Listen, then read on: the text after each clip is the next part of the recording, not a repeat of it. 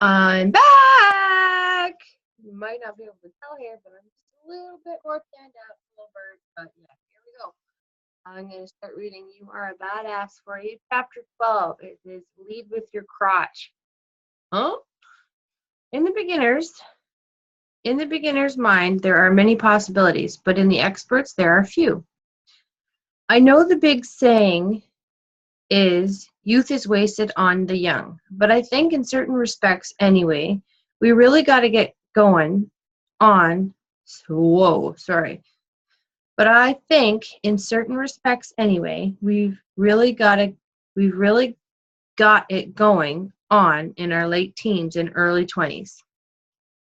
Aside from all the angst and drama and escorts home from the police, we've still got our little kid-like ability to create just because still firmly intact. But we've also got this newly hatched adult ability to make big things happen in our lives.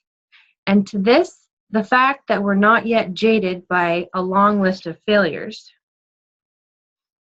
and are still under the vague impression that death is something that happens to other people, we, if you are anything like me, leap into our lives when we're young with an idiotic yet awesome disregard for what ifs.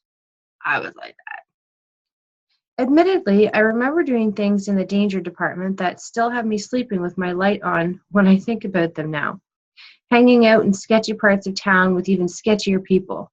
Stowing away on trains. Taking enough LSD in one setting to keep an entire village staring at their hands for hours. Hiking off into the desert with no water, no map, and no canteen full of gin and tonics. I'm done with my booze. My first priority beginning being fun, with thoughts of consequences trailing somewhere, if at all, far off in the distance. But I also remember diving into my creative pursuit with the same recklessness, obliviousness, and, as a result, getting utterly spectacular and thrilling results. Which is why I find it so odd to hear people say, if I knew then what I know now, I'm not sure I would have done it. Well, thank God you didn't know, if that's your lame-o attitude. You'd be sitting next to a pile of empty beer cans whining about how you missed out on going out for your dreams if you did. The problem is that once we're older and wiser, many people trade in living fully in their purpose for more grown-up versions of life that range from the merely passable to the full-on sucking. They've bought into this idea that being responsible equals not having any more fun, that waking up, feeling excited about life is for the young. And once we're older, we need to trade that in, settle down, and be more realistic. Yawn. I'm not talking about being an irresponsible jerk or doing the same things we did when we were younger, but I'm talking about continuously living our dreams, no matter what stage of life we're in, instead of settling for mediocrity, because we don't believe anything else is available or appropriate. We only get to be in our bodies for a limited time. Why not celebrate the journey instead of merely riding it out until it's over? Good point. You're still allowed to dream, and our dreams are still available to us. But as we move through life, we must make the conscious effort to overcome whatever judgments we have, as well as kick all our fears from the past experiences in the head and participate in our own badassery, whatever that looks like for us. We must focus on positive instead of the list of negatives we've collected over time, and keep that focus regardless of what flies in our faces. And one of the best ways to do this is by reconnecting with our inner kids. I know how unacceptably dorky that may sound, but just stay with me here. Even though you're not most likely turned on by different things that you were as a youngster, you can still learn a lot from how you went about life in the old days. So think back. Was there ever a time when you felt totally in the groove? Where you created and did stuff just because it was fun without worrying about the outcome? Where you couldn't wait to wake up in the morning and go do your thing? This could mean anything from when you were a little kid running around with a maxi pad stuck to your eye pretending to be a pirate. Your senior year in high school when you got voted class clown for repeatedly charming your way past the ladies in the front office to make fake announcements over the loudspeaker to that summer you learned to play the guitar without looking at your hands. When were you the most turned on by life? And if you have felt this way, stay tuned. What can you learn from those experiences? For me, one of the most exciting and on purpose times in my life was when I was a singer guitarist in a band called Crotch. I use the term singer guitarist and band all very loosely because we in Crotch weren't concerned about things like learning to play our instruments or practicing or any of that snooty musicianship crap. You mean the way to get better. We had bigger fish to fry, like taking in loud voices about our band and checking ourselves out in plate glass windows as we walk by in the guitars strapped with our backs. Electric ones. I started Crotch with this chick from work named Paula, who never picked up a guitar in her life, and who was as incapable of embracing her feminine side as I was.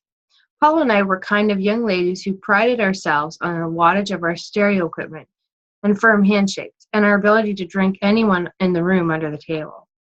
The testosterone-fueled chip on my shoulder came from a high school career spent brutally awaiting a timely puberty while standing a good foot taller than everyone on earth, all the boys in my high school included. None of them ever asked me out, but I could make them laugh and kick their asses in basketball, so rather than fail at seducing them, I simply became one of them. Paula's issues were more homicidal in nature. She was the kind of angry, found in highly intelligent women who develop the body of a Playboy bunny, but at the age of 13, and are forced to grow up in the deep redneck South. Within the first few months of starting the band, she traded in her long, raven locks for a fire engine red buzz cut, and covered her arms and back with tattoos of flames and dragons. We decided that as the tough one, she should play bass, while I, the desperate for attention one, would be on guitar, and that my little brother Stephen, the malleable one, would play drums, only until we found another drummer. I promised him, as I attempted to plug my guitar into the wrong part of my amp. Stephen has played the drums since he was 5, and is the kind of younger brother every bossy older sister dreams of, talented and endlessly enthusiastic with a very high threshold for pain. The great tragedy of Crotch was that underneath our sneers and our bravo were the two sweet girls who desperately wanted boyfriends. But we had issues that we decided were best worked out while drunk, and sometimes naked on stage. Paula and I, baffled by our lack of gentlemen callers, choose to express our disappointment by writing and singing songs like "Sew Me Up, I've Had Enough," and by yelling things into the microphone between songs that one evening would inspire an audience member to rush the stage holding a chair over his head with intent to beat us with it. In spite of ourselves, we quickly acquired the following. In less than a year's time, we also wrote, produced, directed, and starred in a film about the record industry, wrote, directed, and starred in a music video, and got on national television, recorded with EP, got a demo deal with Columbia Records, and even learned a couple more chords. And we did with full-time corporate jobs and no idea what we were doing. It was fun with a capital F. There's nothing as unstoppable as a freight train full of fuck yeah. If you've ever known what it's like to be in your groove and are having trouble finding your way right now, think back to your attitude and what your priorities were when you were totally lit up about life, and use them to help you give the clarity and kick you in the rear that you need now. Here are some nuggets of wisdom I gleaned from the Crotch days that I still find useful. 1. Just see what you can get away with. Life is ridiculous. It is so serious. It so seriously is. We have no freaking idea what we're even doing, so spinning around on the globe, in the middle of the solar system with who the hell knows what or out there beyond it. Making a big fat deal of anything is absurd. It makes much more sense to go after life with a sense of why not instead of furrowed brow, sorry. One of the best things I ever did was make my motto. I just want to see what I can get away with. It takes all the pressure off, puts the punk rock attitude in, and reminds me that life is but a game. Yes, we have bigger responsibilities and more pressures as adults, but come on, folks. I guarantee you there are countless people with way more to whine about out there than you who are totally kicking ass because they decided to go for it instead of sitting around in a wet pant load of their own excuses.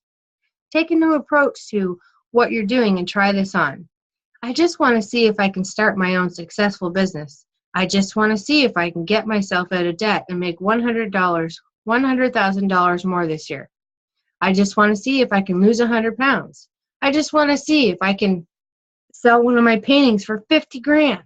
I just want to see if I can meet my soulmate. Take the pressure off and get back into the adventure. Number 2. Have you ever been doing something you suddenly realize that hours have gone by without you noticing? What does that do for you? And how often during your days does this happen? When you're so lost in what you're doing that you lose all sense of time and you have officially entered the vortex. You want to get your ass in there as much as possible. So look at your life and figure out how you can make this happen. First figure out things you get lost in your own business and your personal life. Then figure out how you can be doing more of those things more of the time. Hire someone, no excuses, and delegate the tasks you hate doing. Partner up with someone who's good at it and enjoys doing the things that you're not that into, so you can be freed up to do more of what you want. If you have to, make massive changes in your business for your personal life to include more time doing what you love. Figure it out. Don't just hand your life over to the circumstances like a little wuss. You can take your life wherever you want it to. So grab it by its nether regions and make doing the things you love a priority. Number 3, keep being the beginner. One of the best things about starting a band when you have no idea about how to play an instrument is that you don't care if you stink because you already know you do. Then once you learn how to play, you get all serious. You become overly critical and hard on yourself and don't let yourself have nearly as much fun anymore. The trick is to let the beginner live alongside the expert. Instead of pretending you don't know who she is when she tries to sit with you and your new, cooler, more experienced friends in the cafeteria. The beginner may be an idiot, but she knows how to party. And if you don't let her play with you anymore, things risk getting rather drool around here. So hone your skills. Take your craft seriously. Learn what you need to learn. Invest in yourself. Practice your ass off. Fall down. Get up. Get going. Get really, really, really good at what you do. But don't lose the fun in the process because, what's the point of doing all the work then? The only thing you need to do is to do the very best you can. Once you've done that, the only other thing that matters is that you enjoy yourself. Number 4, love yourself. Seems to be a consistent thing in these books. All the bluebirds of happiness will be your permanent backup singers. All right, peeps. See you tomorrow.